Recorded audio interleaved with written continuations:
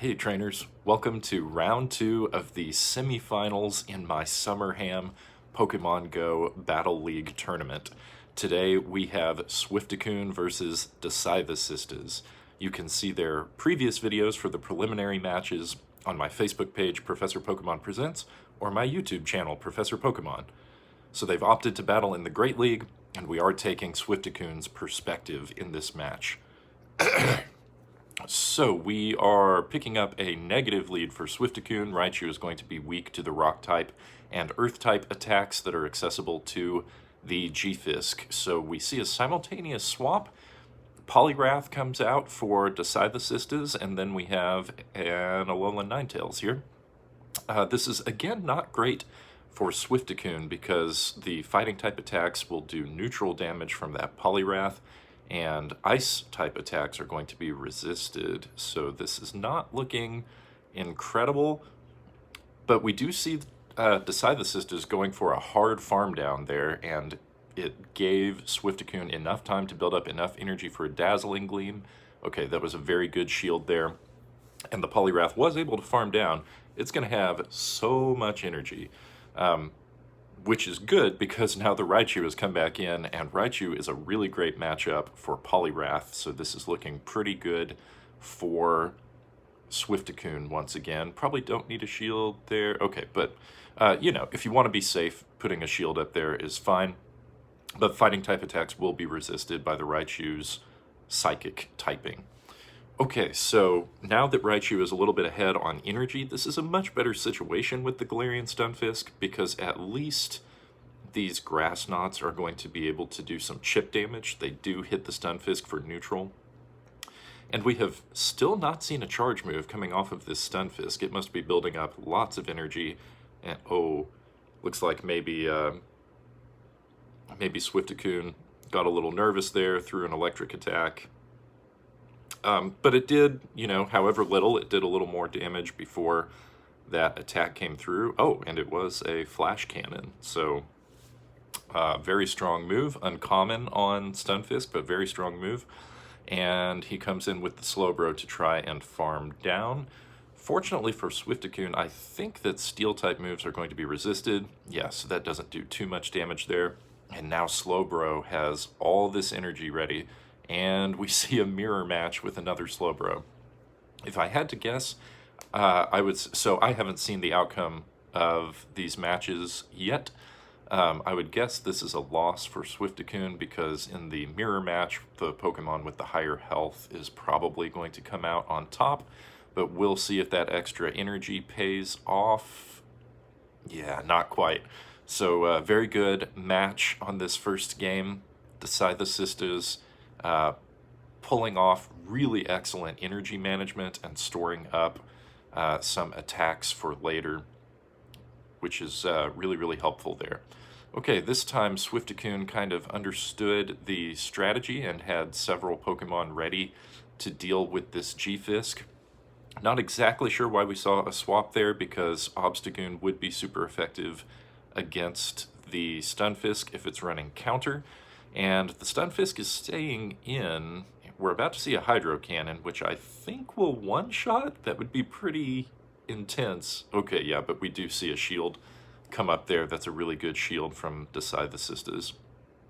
Just committing to this matchup, I guess. So the DaScytherSistas may not have a great response to Azumarill in the back. Maybe they're just trying to chip away as much damage as possible on the Azu before attacking it with something else.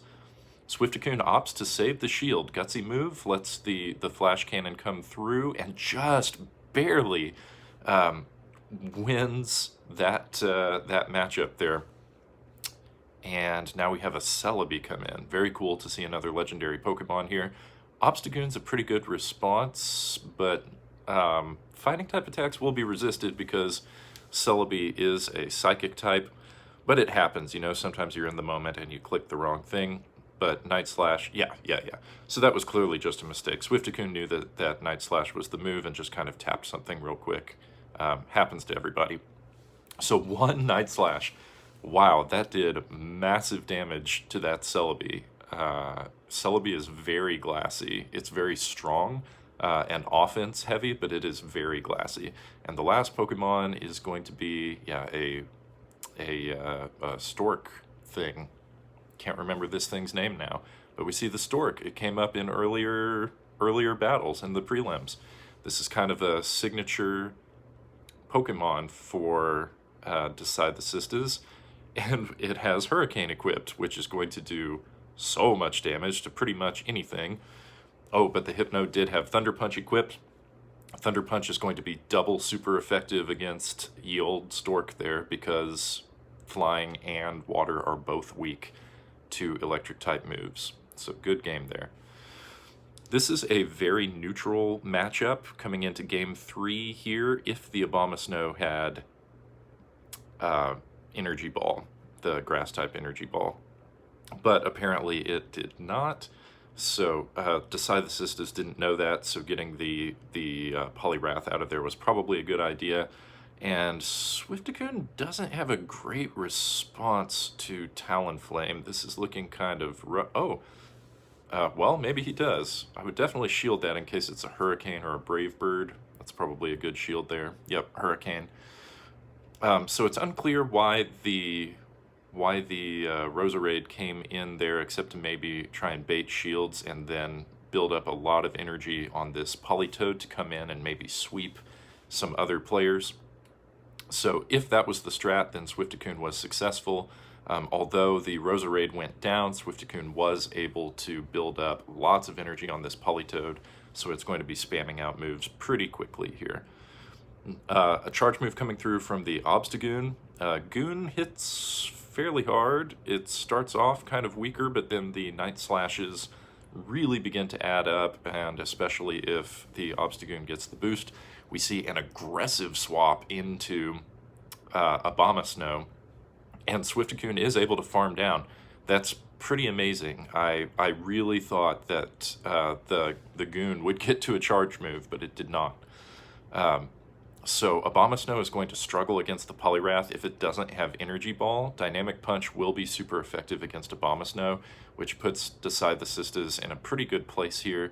These Weather Ball attacks spam out pretty quickly, but they aren't going to do very much chip damage against the Poliwrath. So if Poliwrath can build up just a little bit of extra energy, then maybe it can spam off a couple of attacks and take the game. But we are down in the red, so okay, well, looks like the Poliwrath didn't quite get there, and SWIFTicune was able to farm down. Okay, here we have the stork again. I'm going to look up this thing's name later and be really embarrassed that I couldn't remember it, and all of you can make fun of me in the comments. So we saw the stork up against a Medicham, and Medicham is weak to flying types because it is a part fighting. So we see a Charmer come in, a Wigglytuff. And Wigglytuff is pretty tanky. It can definitely absorb some damage, and we saw Slowbro come in, and DaScytherSistas making the choice not to shield. Very interesting. So it survives the attack and is able to defeat the Wigglytuff, so DaScytherSistas does win switch here.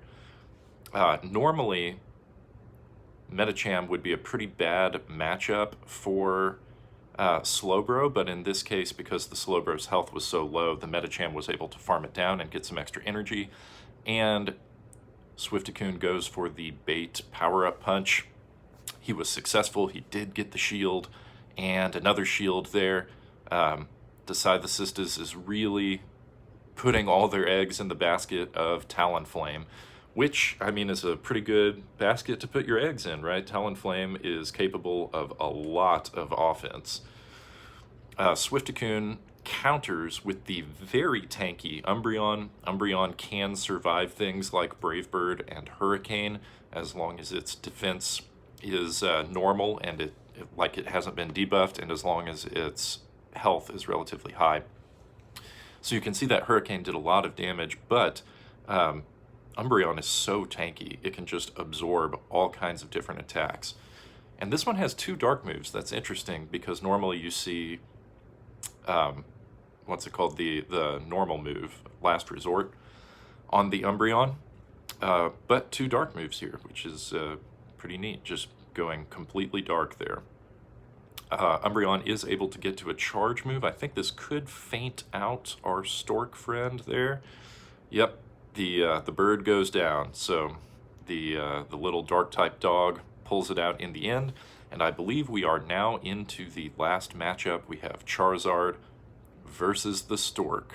And, okay, so this is actually not too bad because Charizard had Dragon-type attacks there, so the Fire Spins would have been resisted, but Dragon Breath is not. And we have a swap into Slowbro versus Electivire. This would typically be a pretty good matchup for Electivire, except it seems like there are no electric-type charge moves here, so the Slowbro is actually going to do pretty well because Electivire is glassy, super, super glassy. Okay, we see a Venusaur come in. Ooh, that is rough. Slowbro kind of beats everything else on SWIFTicune's team. Yeah, okay, able to farm down. That's good for SWIFTicune, but my, he had to take a lot of damage from those confusions. Because of Venusaur's poison typing, it is weak to psychic attacks, so that is rough. But he came out with a lot of energy. Ooh, and great energy management here. Stored up some extra energy and then made the swap into Charizard to try and finish off the bird. And the last Pokemon is Vileplume. So Vileplume is a very hard hitter and it's pretty strong, but without a shield, it will get one shot by this Blast Burn, and that's a good game. So both of the players did really nice jobs here. We saw really unique Pokemon. We saw fun strategies. I think they were both doing great with managing their energy and their timing. So I really enjoyed this as a semifinals round. I think it shows high-level competitive gameplay, and I'm so thankful to both of the participants for taking part in the tournament. So you will see SWIFTicune going up against Too Cool 101 in the finals round coming up next week. And I hope you enjoyed the video content. If you did, please go ahead and give this video a like, and if you're not subscribed to the page, go ahead and subscribe for more video content on Pokemon Go battles. So I hope to see you next time, trainers.